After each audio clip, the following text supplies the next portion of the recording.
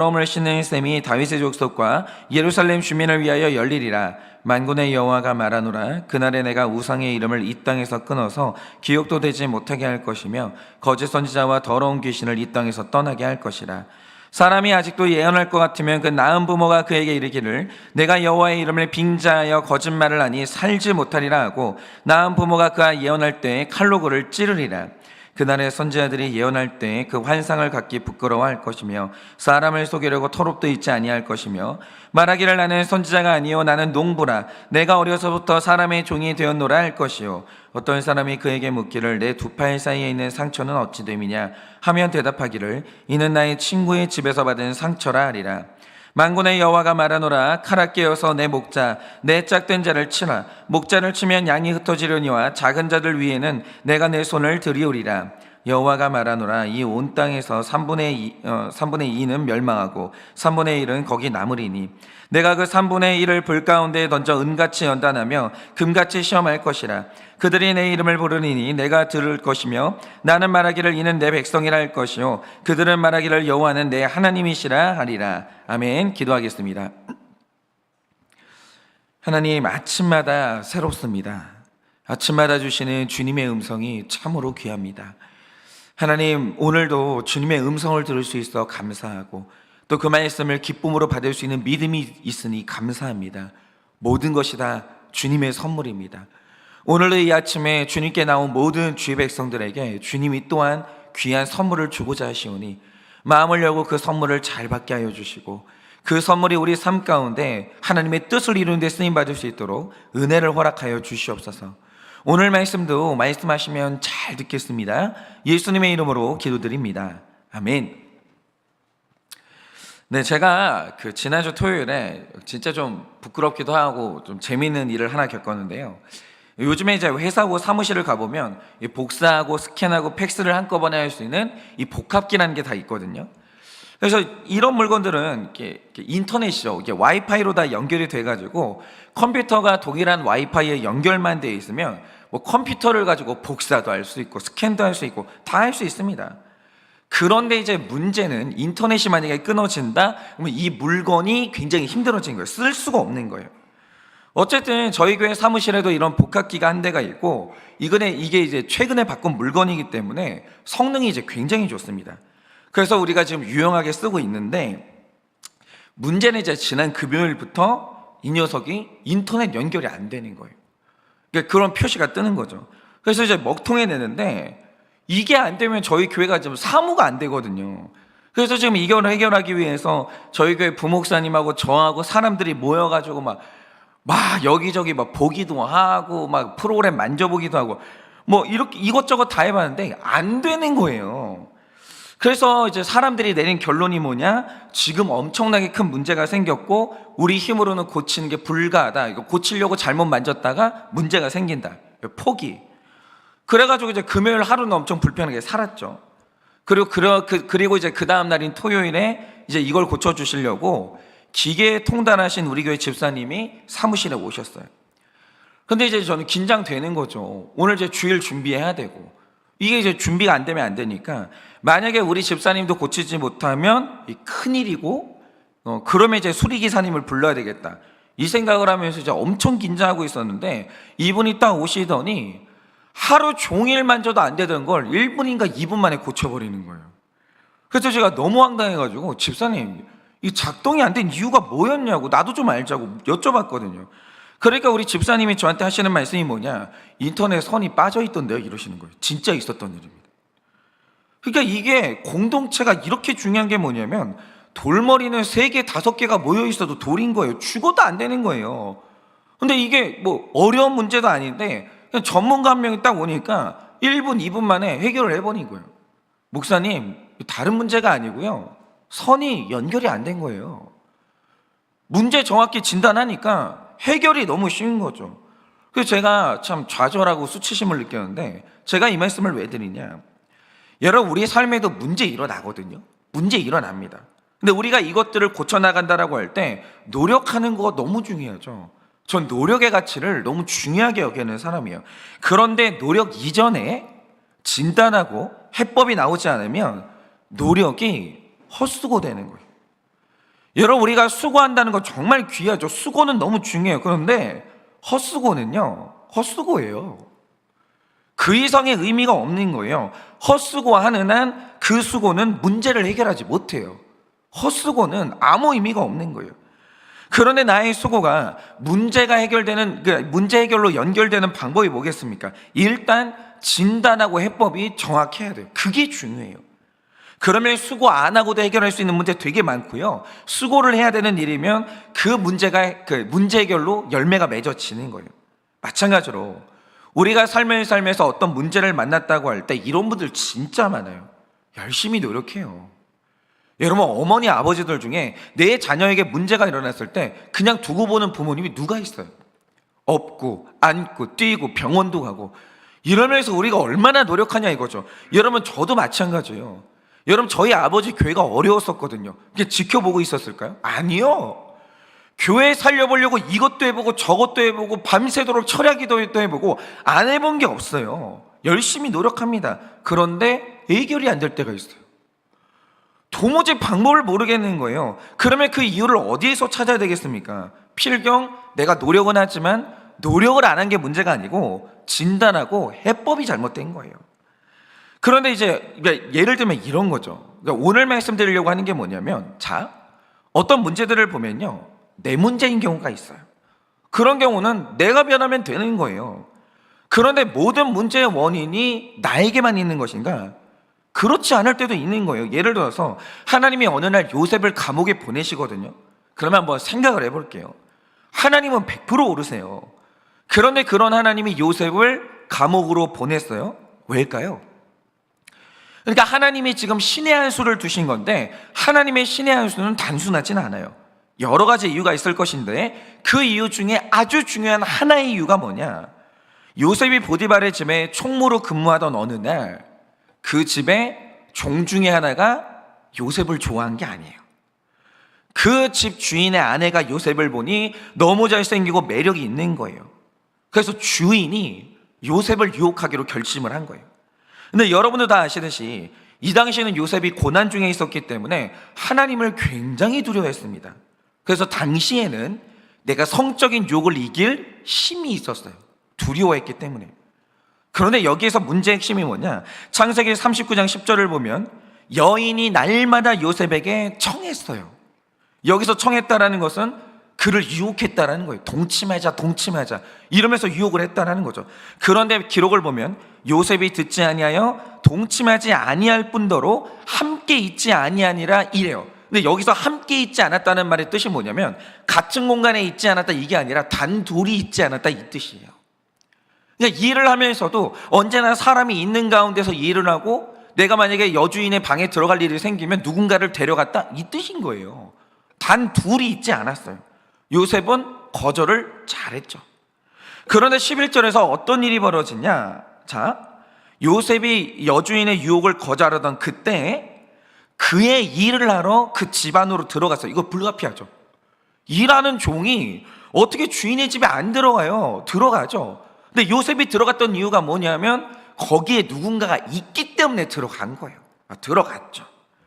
놀라운 사실이 뭐냐? 들어갔는데 기록에 보면 그 집 사람들이 하나도 거기에 없었더라 이래요. 한 명도 없는 거예요. 그런데 여러분 이게 말이 안 되거든요.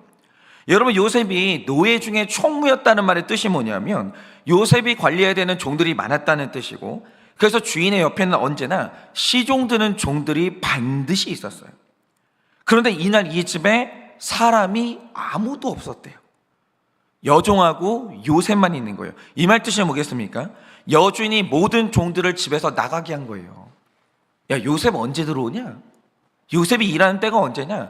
그 시간에 딱 맞춰가지고 미리 다 짜놓은 거예요. 니들 다 나가 있어. 아무도 들어오지 마. 1시간 동안. 나가게 한 다음에 아무도 모르는 환경을 만들고 익명성이 보장된 환경에서 요셉을 유혹하는 거예요. 야, 아무도 없어. 봐봐. 아무도 없어. 여기서 너랑 나랑 어떤 일이 벌어져도 아무도 몰라. 죽어도 몰라. 내가 그렇게 만들었다니까? 이렇게 만든 거예요. 그래서 여러분 이게 얼마나 무서운 유혹이냐 이거예요. 이 당시 요셉이 혈기가 왕성하던 때예요. 얼마나 무서워요. 그러니까 이 상황에서 요셉은 유혹을 이길 힘도 있고 마음도 있었고 마음의 소원이 있었어요. 문제는 뭐냐? 환경이 안 좋은 거예요. 환경이 압도적으로 안 좋은 거죠. 여주인이 환경을 완전히 장악하고 있는 거예요. 그래서 이 환경에 있는 한 요셉은 무너지는 게 기정사실인 거죠. 그러니 하나님의 해법이 뭐냐? 이 상황에서는 요셉이 변하는 게 해법이 아니라 요셉의 환경이 변하는 게 해법인 거예요. 그래서 여주인이 죽어도 쫓아올 수 없는 감옥으로 피신을 시킨 거예요. 감옥에 가둔 게 아니에요. 감옥 안에 보호를 하신 거예요. 여러분, 이렇게 해결이라는 건요, 진단과 해법이 정확해야 나오는 건데, 우리가 진단과 해법을 할 때 참 중요하게 생각해야 되는 그 변수가 뭐냐? 문제 중에는 내가 변해야 되는 문제도 있는데, 내가 노력해야 되는 문제도 있는데, 반면에 내 노력으로는 한계가 있고 구조와 상황이 바뀌어야 되는 이 문제도 있는 거예요. 예를 들어서 제가 전에 있던 교회에서 세미나를 하는데, 세미나의 원칙이 있어요. 담임 목사님이 안 오는 날 성도님하고 부교육자는 못 와요. 왜냐? 기본적으로 교회의 문제라는 건 담임 목사가 변해야 되는 거예요.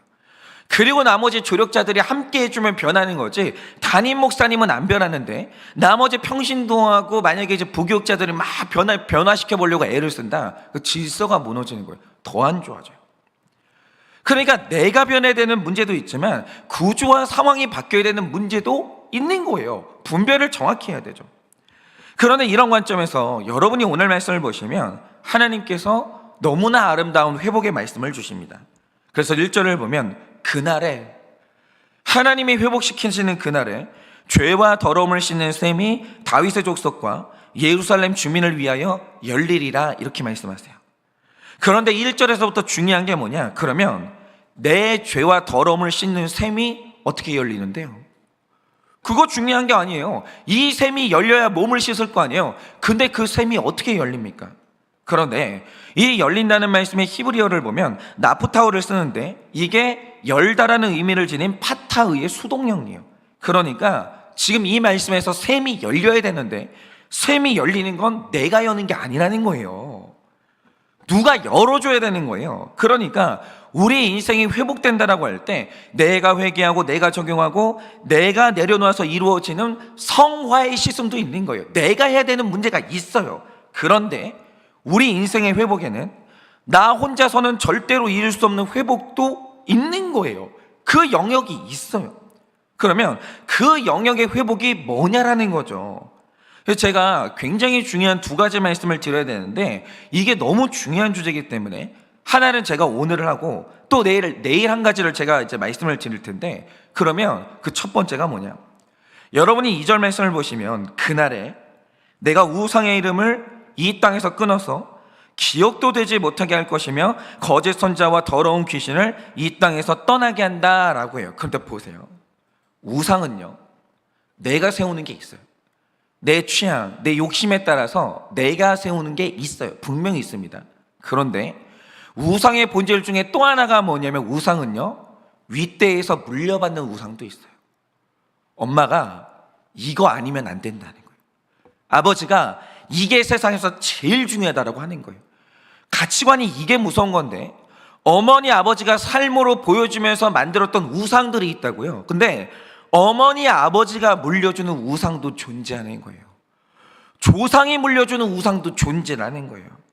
그런데 이 문제에 있어서 놀라운 것은, 이걸 만약에 파괴하고 끊는다라고 할 때 그걸 적용해야 되는 사람이 누구냐? 내가 아니라 3절을 보면, 그 낳은 부모가 그에게 이르기를 내가 여호와의 이름을 빙자하여 거짓말을 하니 살지 못하리라고, 낳은 부모가 그 예언을 할 때 칼로 그 거짓 선자를 찔러야 된다라는 거예요. 이 말을 하는 거예요. 그럼 이게 무슨 뜻이냐? 여러분, 사람이 거룩을 이루고 삶을 회복시킬 때는 나를 변화시켜야 되는 성화의 영역이 있어요. 그러나 동시에 나의 모든 쓴뿌리와 우상은 전가의 원리에 의해서 내 윗질서로부터 오는 것들이 있다고요. 자동적으로 전가되는 게 있는 거예요. 그래서 그 윗질서가 회복이 되고 윗질서와의 관계가 회복되지 않으면 절대로 회복되지 않는 성화의 영역도 있는 거예요. 그래서 나 자신과의 관계도 중요하지만 나를 둘러싼 가족과의 관계, 특별히 부모와의 관계의 회복이 어마어마하게 중요해요. 그래서 우리가 내적 치유를 한다든지 1대1 훈련을 할 때 정말 중요한 게 뭐냐? 가족을 다뤄야 돼요. 가족 분별이 되지 않으면 내 회복도 한계가 있는 거예요. 그래서 오늘 말씀에서 첫 번째로 중요한 게 뭐냐면 내 육신의 부모와의 회복, 그리고 내 육신의 부모를 정확히 분별하는 거예요. 이게 정말 중요한데 이게 얼마나 중요한 문제냐? 제가 얼마 전에 우리 부목사님하고 이야기를 하는데 세상의 모든 좋은 것들은 변질될 수 있죠.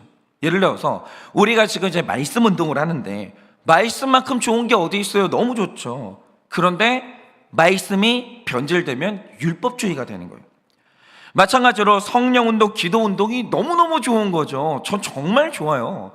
그리고 만약에 우리 성도님들 중에 저를 위해서 중보 기도해 주시는 분이 있으면 세상에서 제일 고마운 분들이 그분들이죠. 그런데 이 성령 운동, 기도 운동도 잘못되면 여러 가지 이제 부작용이 생기는데 예전부터 좀 한국 사회 안에서 이제 문제가 된다는 성령 운동의 한 분파가 있었어요. 다른 성령 운동은 되게 건강한데 문제가 되는 이제 분파가 있었다는 거죠. 근데 제가 그쪽에 별로 관심이 없어가지고 신경 끄고 살았는데 얼마 전에 우리 부목사님이 거기에 문제를 말해주는 거예요. 그게 뭐냐? 여기가 기도를 강조하고 성령의 역사를 강조하는 건 좋아요. 그런데 너무 치우친 나머지 주장하는 게 뭐냐? 만약에 누군가가 너의 기도를 방해하고 신앙생활을 방해한다? 그 네 가족이라 할지라도 그 사탄이라는 거예요. 그 사탄이라는 거죠. 그리고 그 가족하고 분리돼야 되는데 가족한테 등 돌려야 된다? 이렇게 말했다는 거예요. 그러니까 제가 이 말을 들으니까 이 운동이 왜 잘못되는지 그때 알겠더라고요. 여러분, 제가 진짜 신기한 게 뭐냐면요, 이 세상에 존재하는 이단들 치고 가정을 건강하게 해주는 이단이 없어요. 없어요. 여러분, 이단이라는 존재는 언제나 이제 균형 감각이 없고 이단은 치우친 게 본질이기 때문에 이단에 빠지면 그는 필경 치우쳐요. 이단에 빠진 사람 중에 균형 잡힌 사람은 절대로 없습니다. 이단의 출발이 치우쳐야 출발할 수 있거든요. 그러니까 이단에 빠지면 치우치게 되는데 치우침의 가장 안 좋은 결과가 뭐냐? 가정 파괴예요. 관계 파괴. 여러분, 이단에 빠진 사람들 중에 가족하고 등 돌리는 사람이 너무너무 많아요. 그걸 가르쳐요. 만약에 그 사람이 너의 신앙을 방해한다? 그럼 가족도 끊어내라는 거예요. 그런데 하나님 나라는 그런 게 아니에요. 여러분, 우리가 선교를 말하고 영혼구원을 말한다고 할 때 지상 명령의 엄격한 순서가 뭡니까? 그 유명한 사도행전 1장 8절을 보면 분명히 순서를 이렇게 나열하고 있습니다. 오직 성령이 너희에게 임하시면 너희가 권능을 받고 예루살렘과 온 유대와 사마리아와 땅끝까지 이르러 내 증인이 되리라 이래요. 그러니까 이게 동심원적인데 파문이 가까운 데서 시작을 하는 거예요. 가까운 데서 시작을 한 다음에 그 다음에 멀리 이렇게 가는 거예요. 그게 바로 이제 이 복음의 돌을 던지는 원리인 거예요. 복음의 돌을 평화로운 물 위에 딱 던지게 되면 가까운 데서부터 그 파문이 점점 멀리 가는 거죠. 뭐냐면 우리가 절대로 포기하면 안 되는 가장 우선순위 제1호 선교의 대상이 누구냐? 예루살렘과 온 유대, 다시 말해 나랑 가장 가까운 데 있는 가족이에요. 그래서 이 사도 바울의 이 선교 활동을 보면요, 가장 먼저 유대인 선교를 가장 우선으로 해요. 원리가 그런 거예요. 가족 구원인 거예요. 그 다음이 사마리아고 그 다음이 땅끝인 거예요. 그래서 만약에 여러분의 이렇게 예배를 가족이 막아선다, 여러분이 기도하는 것을 가족이 막는다, 그러면 가정을 깨거나 등을 돌리는 게 답이 아니에요. 하나님은 그런 신앙생활을 말한 적이 없어요. 만약에 가족이 내 신앙생활을 막으면 막을수록 순교하는 각오로 가족을 섬겨야 되는 거예요. 내 가족을 감동시켜야 돼요. 그리고 반드시 내 사랑을 증명해야 돼요. 하나님이 나에게 알려주신 사랑은 이런 거야. 당신이 나를 막아도 나는 끝까지 당신을 사랑한다라고. 여러분, 이렇게 가족을 마지막까지 사랑하는 거, 그게 바로 하나님의 지상 명령이라는 거죠. 왜요? 가족 구원은 포기할 수가 없는 하나님의 1번 지상 명령이거든요. 제가 분명히 말씀드리지만 가정을 깨면서 이루시는 하나님의 구원은 없어요. 그건 없어요. 하나님이 구원을 이루시는 방법 중에 가정을 깨시는 방법은 없다고요. 가족을 버리고 이루어지는 거룩도 없는 거예요. 이렇게 하나님의 뜻을 거스르면요, 굉장히 심각한 결과를 불러옵니다. 그런데 가정이 이렇게 중요한데 가족 중에서도 절대적으로, 정말 절대적으로 중요한 존재가 누구냐? 그게 부모예요. 여러분, 이 세상에는 하나님이 정해놓으신 전가의 법칙이 존재하기 때문에 하나님이 주시는 모든 축복은 위에서 아래로 흘러요. 이거는, 그러니까 친구 좋죠? 뭐 친구 좋아요. 엄청 좋은데 친구하고는 우정을 나누세요. 그러니까 친구로부터 얻는 축복이 있어요. 그런데 하나님의 은혜라는 것은, 하나님이 주시는 모든 좋은 것은요, 언제나 방향이 위에서 아래로 올라요. 하나님은 그분이 정해놓으신 통로가 있어요. 예를 들어서 기도가 왜 중요해요? 하나님이 우리에게 음성을 들려주시는 통로로 기도를 정했기 때문이에요. 그래서 기도가 중요한 거예요. 여러분, 말씀이 왜 중요합니까? 하나님이 자신을 드러내시는 통로로 말씀이라는 방식을 선택했기 때문이에요. 마찬가지입니다. 하나님이 우리에게 복 주신다라고 할 때, 팔복 주신다라고 할 때 하나님이 정하신 정말 중요한 통로가 뭐냐? 그 부모예요. 위에서 아래로 흐르는 거예요. 그래서 우리가 살면서 부모를 용서하지 못하고 부모와 단절한 것, 부모를 이게 말씀 안에서 온전히 분별하지 못하는 것은 설령 그분이 악한 부모라 할지라도 그 질서가 무너지는 거기 때문에 내 삶이 회복되고 하나님의 팔복을 온전히 누리기 위해서는 어떤 일이 있어도 부모와 나와의 관계는 회복해야 돼요. 그리고 그 부모님을 반드시 말씀으로 객관적으로 분별을 해야 돼요. 그래서 저도 생각을 해보면 저는 누구 못지않게 제 아버지를 무시했고 아버지를 진짜 싫어했거든요. 정말 싫어했어요. 그래서 제 인생의 모토가 뭐냐면, 내 인생의 성공이 뭐냐? 아버지하고 정반대로만 살면 난 성공한 거야. 이게 머릿속에 딱 박혀 있었어요. 아버지하고는 완전히 다른 인간이 돼야지. 그래서 제 인생에 가장 수치스러운 말이 뭐냐? 너 아버지 닮아서, 이 말하면 전 뒤집어져요. 무슨 말도 안 되는 소리냐고. 내가 내 아버지하고 반대로 살려고 얼마나 노력하고 살았는데 그거만큼 모욕적인 말이 없었다니까요. 그래서 저는 제가 아버지하고만 다르게 살면 잘 사는 줄 알았어요. 그리고 제가 아버지 없이도 너무 잘 살 줄 알았어요. 그런데 정말 신기한 게 뭐냐? 하나님이 저를 성화시키는데 성화의 단계가 올라가면 올라갈수록 아버지에 대한 이 요구를 하시는 거예요. 아버지에 대해 품고 있는 나의 혈기, 저의 정죄에 대해서 하나님이 이걸 다루시는데 포기를 안 하는 거예요. 그러니까 제가 영적으로 이제 깊이 들어간다라고 할 때 이 문제를 피해가고 영적으로 못 들어가는 거예요. 한계가 있는 거예요. 설교를 할 때 내가 내 아버지하고 관계가 안 좋은데 설교의 능력이 제한되는 거예요. 안 되는 거예요. 그러면서 사는 날 내내 아버지가 나의 구원에 있어서 어떤 역할을 했는지, 왜 아버지는 옳고 너는 틀렸는지, 내가 왜 너에게 그 아버지를 윗질서로 세웠는지 하나님이 그걸 계속 증명하시고 계속 설득해 내시는 거예요. 그 아버지 실수 아니야. 내가 너에게 그 아버지를 준 것은 나의 실수가 아니야. 이유가 있어. 그 이유 알려줄게. 하나하나 알려주시는 거예요. 근데 제가 너무나 오랜 시간 그걸 거절하고 살았어요. 하나님, 안 돼요. 저는 그게 아무리 하나님 뜻이라고 해도 그건 하나님이 틀린 거라고. 어떻게 그런 아버지를 저에게 주실 수가 있냐고. 더 좋은 아버지를 줬어야 됐지 않냐고. 내가 만약에 좀 훨씬 더 유능한 아버지, 훨씬 더 이렇게 부자 아버지를 만났으면 제가 훨씬 더 대단한 사람 됐지 않겠냐고. 나는 하나님 뜻을 받아들일 수가 없다고. 저는요, 부모의 문제에 있어서는 하나님이 틀렸고 내가 옳다라고 생각을 했어요. 그런데 하나님이요, 포기를 안 하세요. 하나님이 나를 포기하지 않은 한 나와 내 아버지와의 관계를 포기시킬 수가 없는 거예요. 하나님이요, 계속 설득하시는 거예요. 그리고 제가 마침내 설득이 돼가지고 제가 제 죄를 보고 내가 틀렸고 아버지가 옳았구나. 하나님이 증명을 하시는 거예요. 내가 아버지보다 훨씬 못하구나. 완전히 설득이 돼가지고 제 아버지를 사랑하게 됐고 너무 존경하게 됐고, 하나님이 저런 귀한 아버지를 주신 것을 100% 옳으시다라고 인정을 하게 됐었거든요.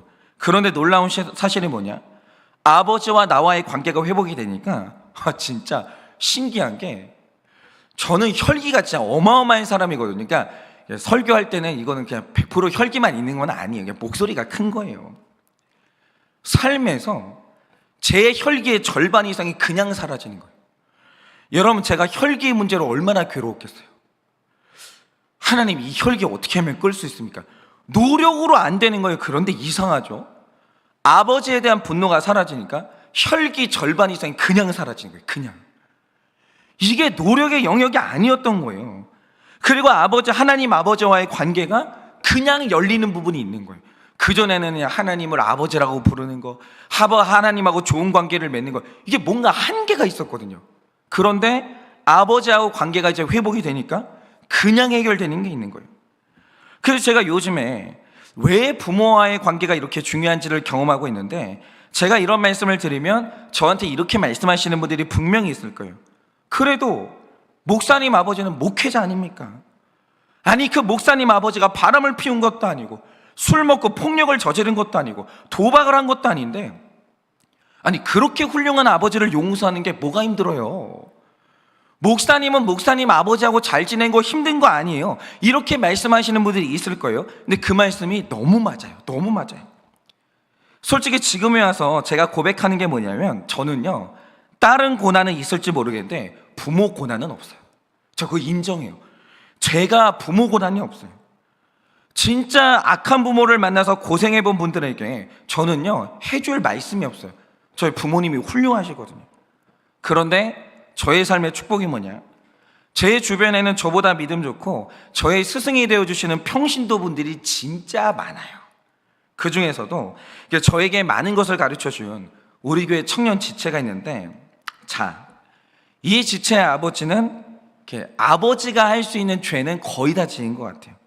일단 알코올 중독은 기본으로 깔고 가요. 저는 정말 우리나라에서요, 아버지 엄마들이 술만 안 마셔도 우리 애들요, 지금보다 그냥 건강해지는 게 있어요. 제발 이 나라에 술 좀 없어졌으면 좋겠어요. 진짜로.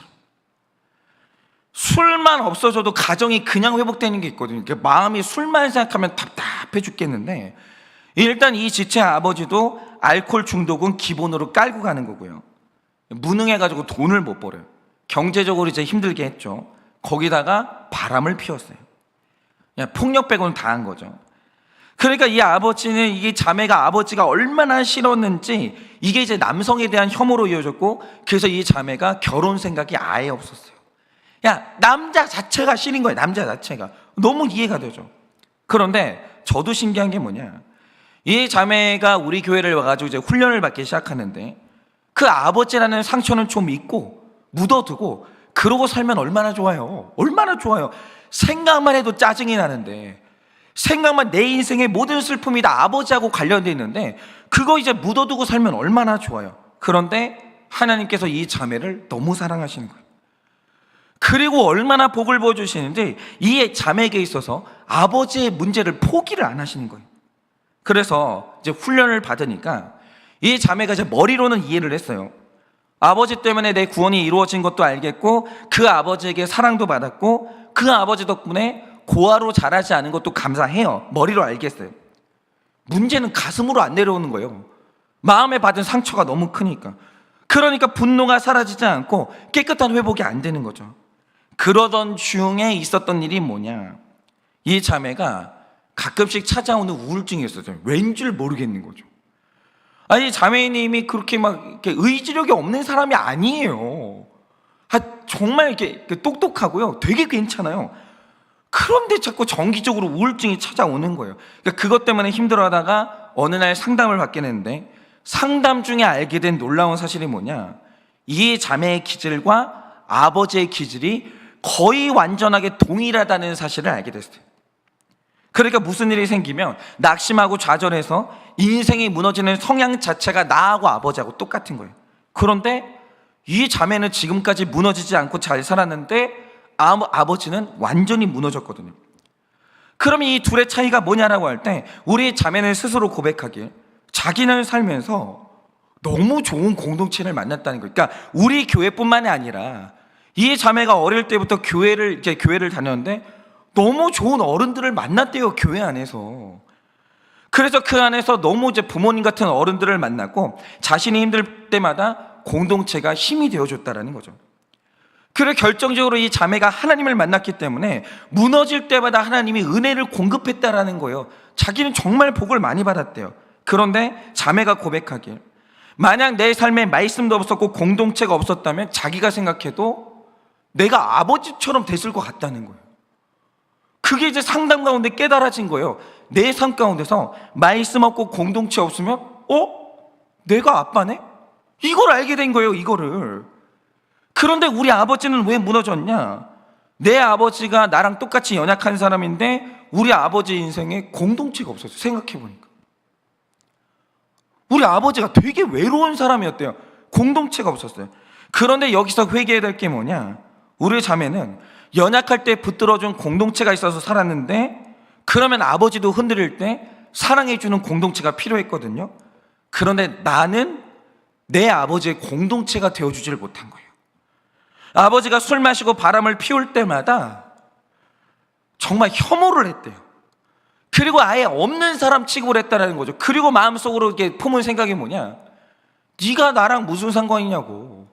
네가 술 마시고 그렇게 살았으니까 네가 당하라고. 그러면서 아버지를 그냥 유다처럼 쫓아버렸다는 거죠.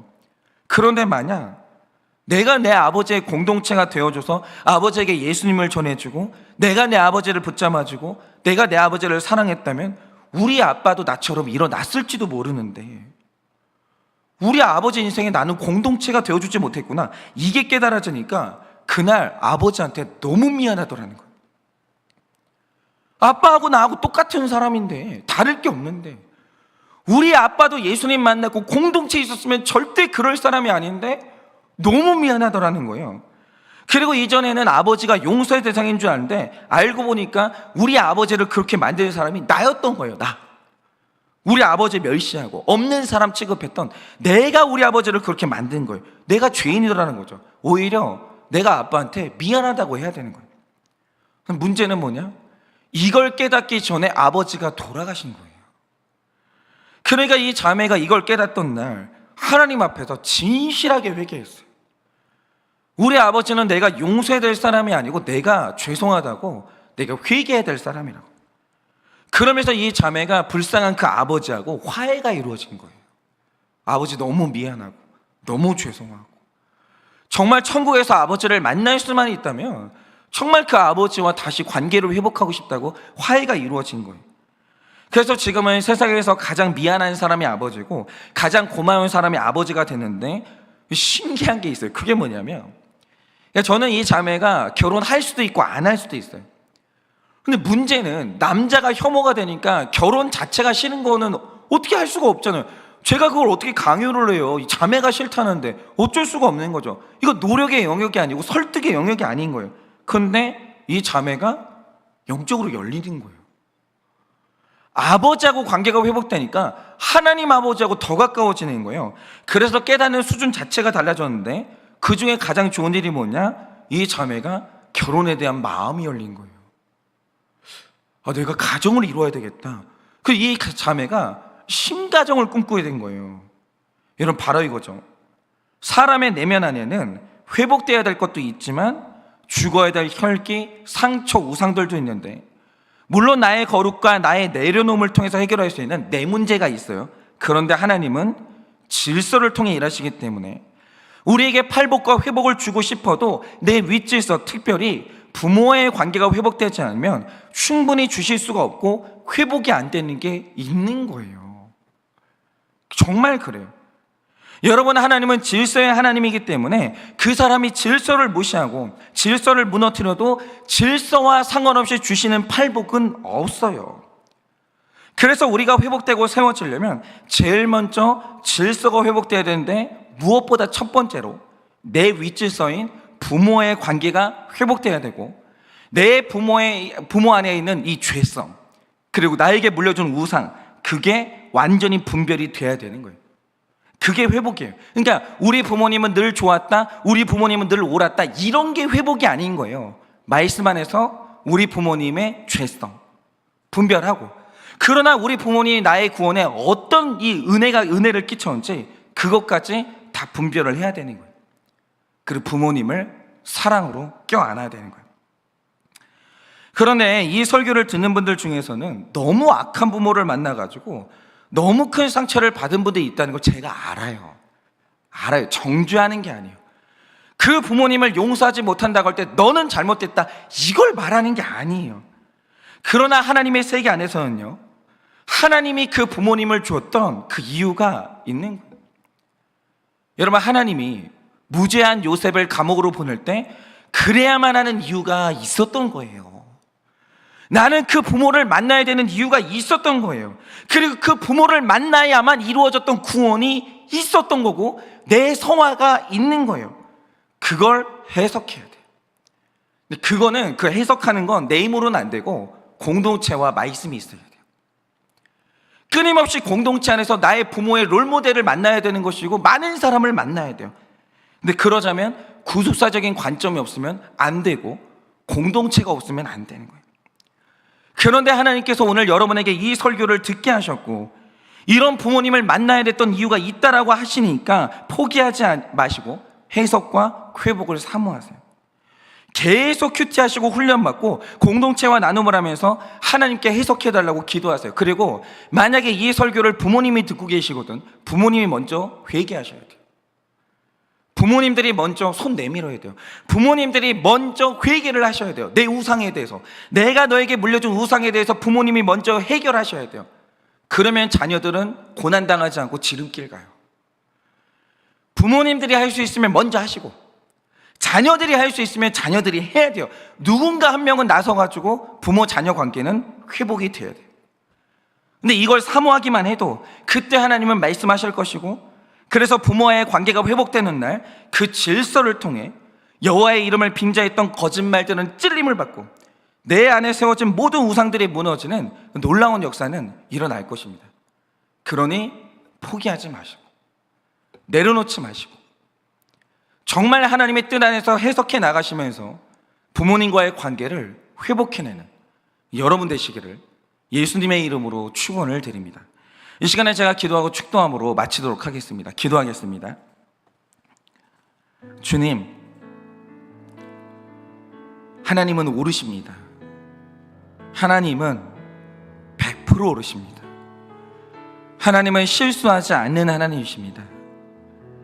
그래서 하나님이 나의 부모님을 만나게 하실 때 그것은 하나님의 오르심이고 하나님의 인격이고 또 하나님의 사랑입니다. 그런데 주님, 우리가 무지하고 연약해서 정말 그 부모를 왜 나에게 보내는지, 왜 그런 부모를 만나게 하셨는지 이해가 안 될 때가 있고 그것이 나에게 상처가 될 때가 있습니다. 주님이 일단 그 모든 것들을 내려놓고 정말 하나님께 묻고 공동체에 묻고 회복과 치유를 간구하여서 반드시 우리 성도님들은 부모님과의 관계가 회복될 수 있도록, 부모 자녀의 관계가 온전히 회복될 수 있도록 주님이 은혜를 허락하여 주시옵소서. 그래서 반드시 팔복의 은혜가 쏟아질 수 있도록 주님께서 그 아름다운 통로를 회복시켜 주시옵소서. 지금은 우리 주 예수 그리스도의 은혜와 하나님 아버지의 그 크신 사랑과 성령님의 위로하시고 교통하여 주시는 그 역사하심이 주님이 세우신 질서 안에서 나와 부모님과의 관계가 회복되어 오늘도 주님이 주고자 하시는 그 온전한 팔복을 다 받아 누리기를 원하는 사랑하는 우리 모든 성도님들의 머리 위에 지금으로부터 영원 무궁토록 함께 있을지어다. 아멘.